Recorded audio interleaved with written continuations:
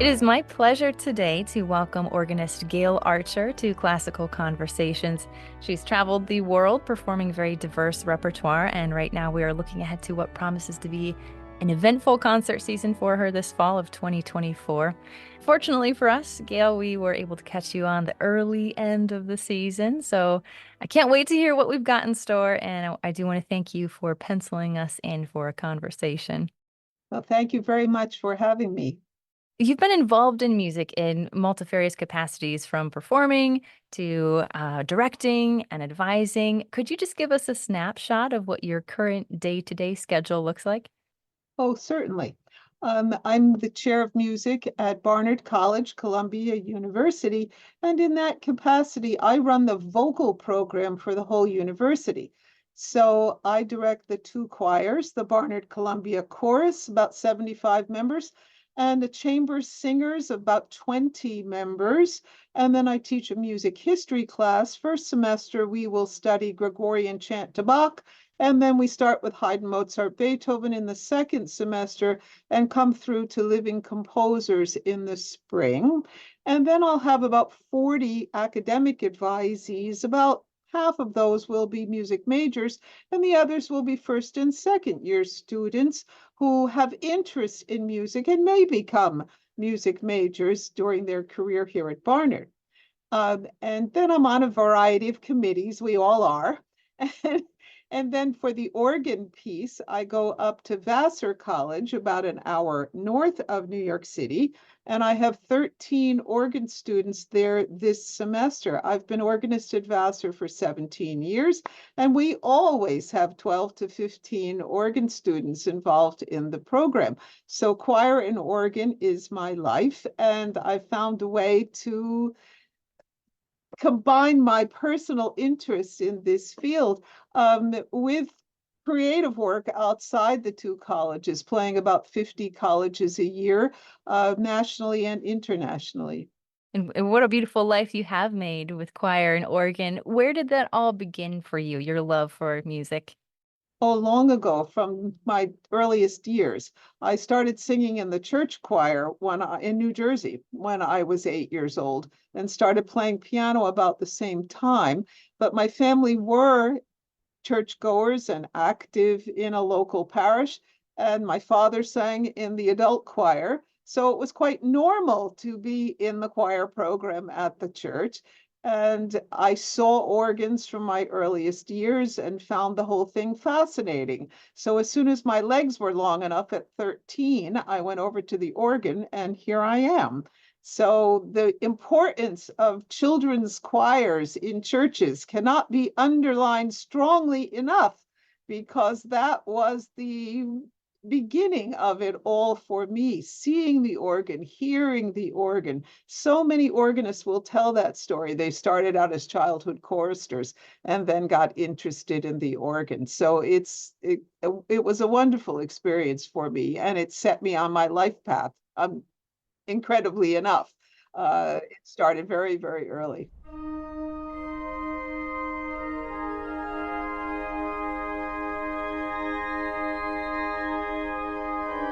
What about your early career? When you think back to your first couple jobs in music, what was the job market like? And did you encounter any obstacles to employment in your field? In the beginning, I started out teaching. My first degree was in music education from Montclair State University in New Jersey. So I had no idea I would be doing the sort of things that I do now at that time. And I was certified to teach K through 12 music. And I started out teaching elementary school music, and I had a church job through most of my early career. And that was fine, because women could find employment working in the public schools. I spent 12 years in the public schools, 4 years of elementary, 2 years of junior high, 6 years of senior high teaching in New Jersey and then up in Connecticut. And I had church jobs all the way along, but I was playing in small towns. And for women, finding employment as church organists in small towns is easy. In fact, the majority of women today have no trouble at all finding employment in towns. But when it gets into the major cities today, that's the problem. The overwhelming majority of church musicians in major cities are gentlemen. I actually did research on all of this. I could never break into a big church job in New York City. I applied to every big church that opened for years. I could play at smaller churches in New York, but I couldn't play at a large church. The discrimination there is genuine. And today there are zero women leading a conservatory organ program in North America. There are two women who are in cathedrals, one in New York, one in Houston as the chief musician. And there's one woman teaching organ at a major research university in Phoenix, Arizona. So the numbers are 0, 1, and 2 for women in leadership positions. About 80 women are teaching organ at liberal arts colleges, as I do at Vassar College. So I'm doing the choirs at Columbia in New York and the organ piece up at Vassar. So it's still challenging for women to be able to teach organ or play as the chief musician in a cathedral church in a major city in the United States. The barriers are considerable. Yeah, that's so surprising to me to hear, even in these current days, what the environment is like. But I suppose that brings me to, I should mention too that you are founder of Muse Forum, which is a network that's specially designed for women organists. Could you tell us more about your mission? Certainly. My experiences with being blocked in applications and having some other difficulties in institutions uh, sparked my determination to do something about it. And I heard stories from colleagues about being summarily dismissed or having impossible situations in their workplace, which was all based on gender.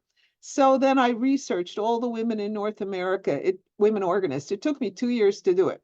How many women were teaching in conservatories? How many women had prominent positions in colleges or in cathedral churches? And then I published that data in the Journal of the International Alliance of Women in Music in 2013. And then I started MuseForm after that.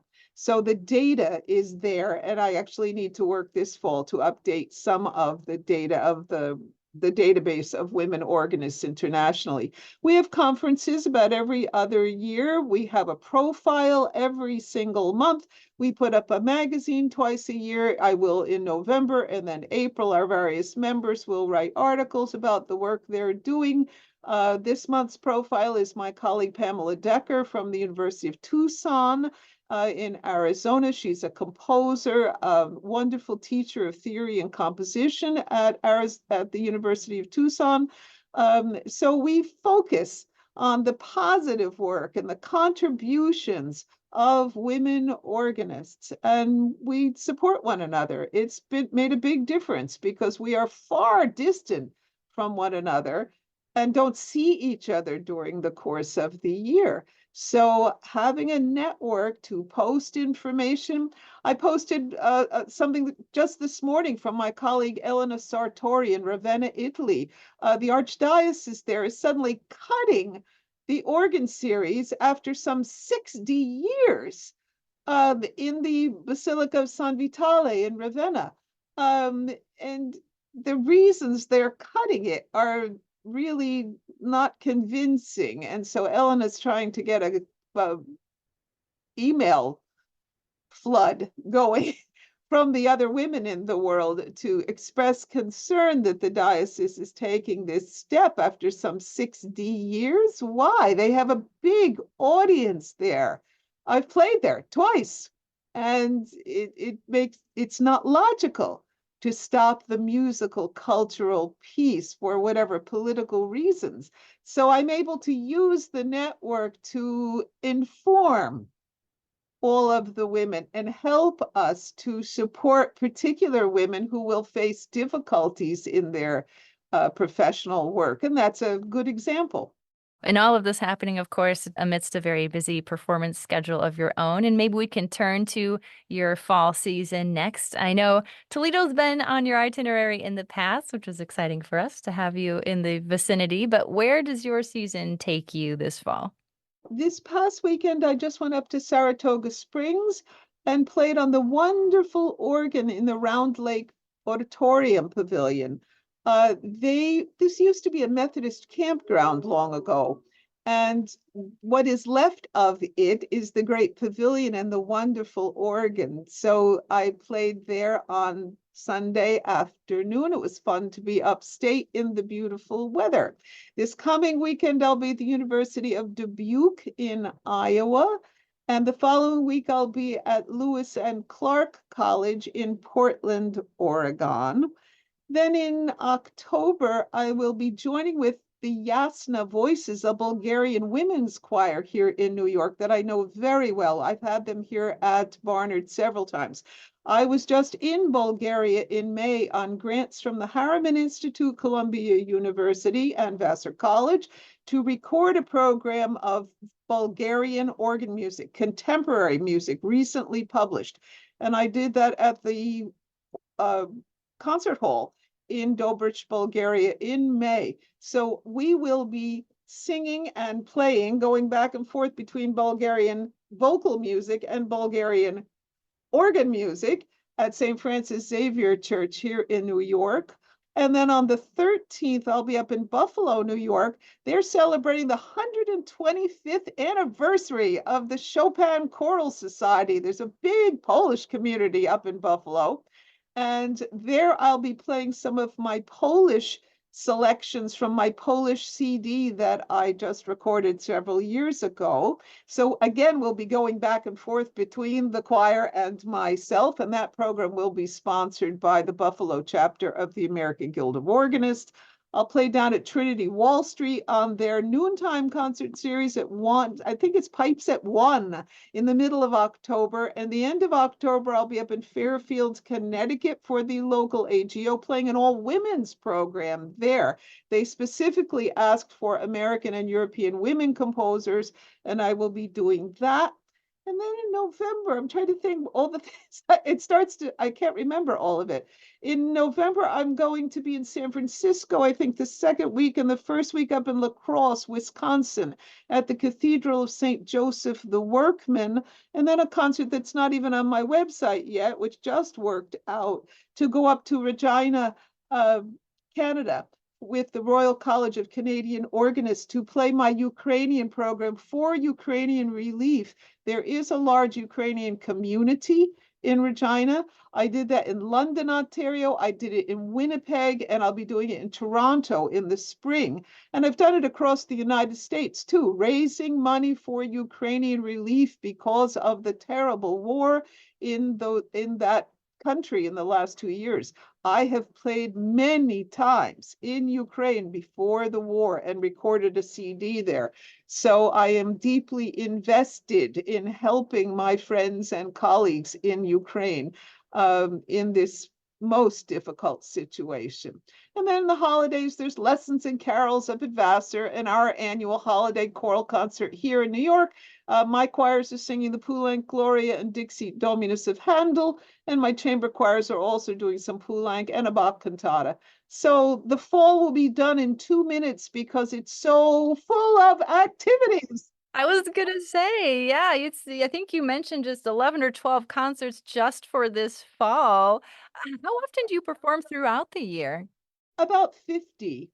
I was in Europe and played a little over 20 concerts all over Europe this summer, and that's normal for me to be on tour in the summer in Europe and play the festivals. The Europeans appreciate the organ music in such a lovely way. It's always uplifting and inspiring for me.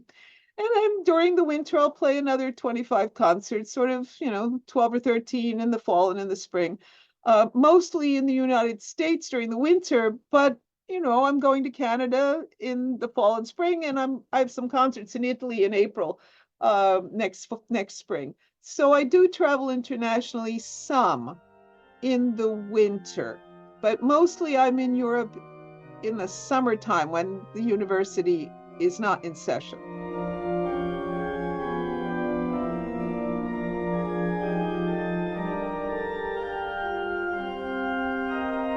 I know in the past you've expressed interest in performing repertoire that's been traditionally underrepresented. Do you feel like you want to weave some of those works into your upcoming concerts this fall? Oh, yes, I will be. My interest in Eastern Europe has been long-standing. I've been going to Poland since 2003, every year, save for the pandemic years. I've traveled up in Latvia, Lithuania, up that way. I've been to Russia half a dozen times. I've played in Ukraine every year since 2014, and have only stopped now because of the war. Hungary, Slovak Republic, Czech Republic. I have a deep interest in Eastern Europe. There is a great deal of wonderful organ music out there that nobody in Western Europe or in the United States is familiar with. So I have made it a mission to go to these various countries and record some of the organ music. The first one was a Russian CD in 2017. Then I went to Ukraine and recorded that program in Chernivtsi, Ukraine. It's near the Romanian border.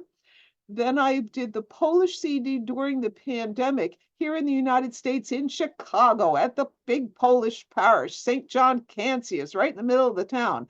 And that church has a wonderful four-manual Kosovan organ. So I recorded the Polish CD in essentially a Polish American community, which was really meaningful for me.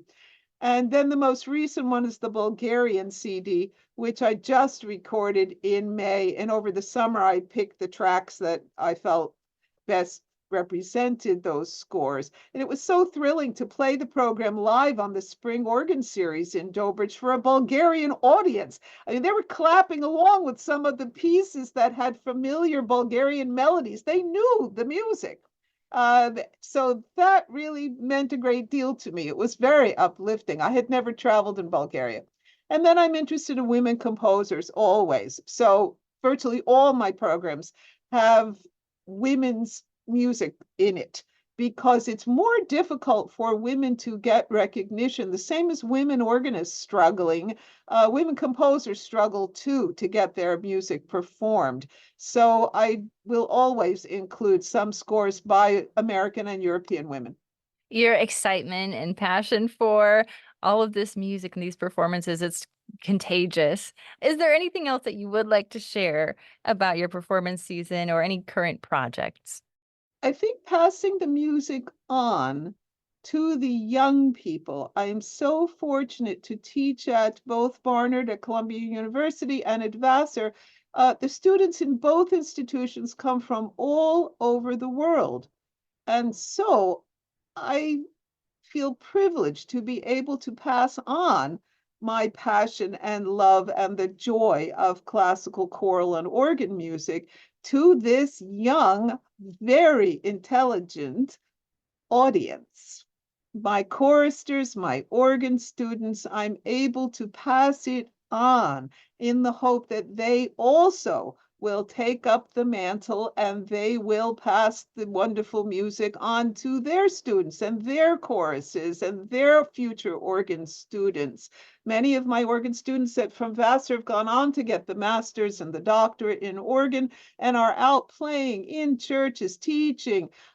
So that's a part of my life that's very important, the teaching piece. And I'm fortunately in institutions that have wonderfully creative and highly intelligent young people. So it's an opportunity to pass a legacy on to the young people. And teaching means a great deal to me.